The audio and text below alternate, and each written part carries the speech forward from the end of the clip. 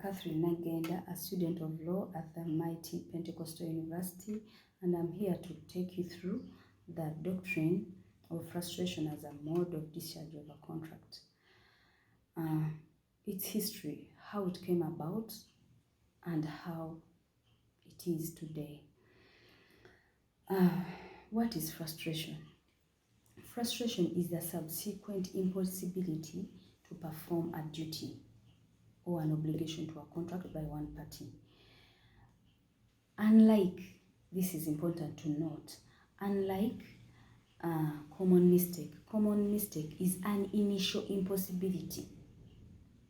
A case in point is the case of Couture versus Hasty, where the subject matter was not there by the time these people entered a contract. Here, the contract is fine, the subject matter is fine, and then the other party or one of the parties is unable to complete. History of frustration goes back or dates back in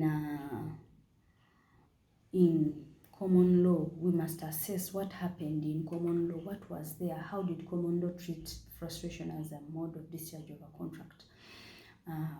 Let us examine the case of Paradine versus Jane, a 1647 case. This lady, Jane, failed to pay rent for her farm, which was invaded by a hostile army for 3 years. Paradine sued, and court held that Jane had to pay money, all the rent arrears, for all the time as per the provisions of the contract. That was common law. Common law was harsh. It did not imply anything in a contract. What was in the contract was what is it. So it went with the court only examined the express terms of a contract. But later, in year 1863, in the Locus Classicus case of Taylor versus Caldwell, this person,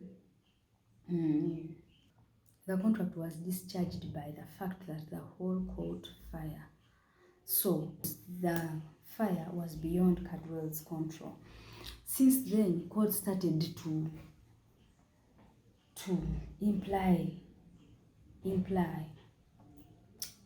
terms in a contract.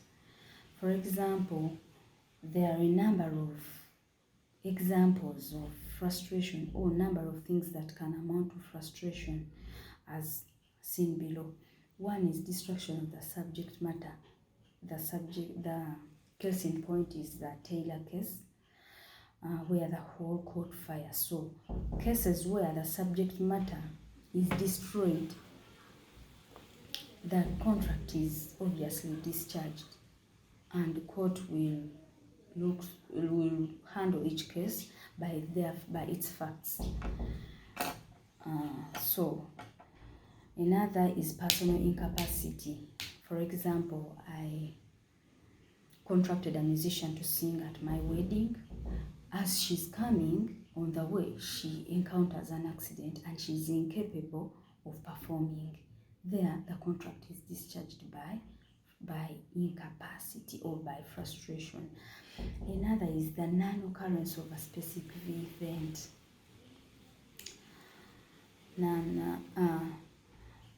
Non-occurrence of a specific event. A case in point is Creel versus Henry, where Henry hired a room to watch the king's coronation procession. But later, the king became ill before the coronation, and then the procession was cancelled. Court held that the objective which made Henry enter into a contract with Creel was the procession which was cancelled. So Creel had sued to get the balance, and then court held that Henry could not pay the balance because the objective of entering into a contract was frustrated. Another scenario under which frustration can be inferred is the interference by government. An example is when I have a plot of land and then I contract someone to build a house for me, And as he's building, the government acquires that land forcefully for maybe road expansion. There, the contract between me and the other builder is frustrated and therefore discharged. Another is supervening illegality.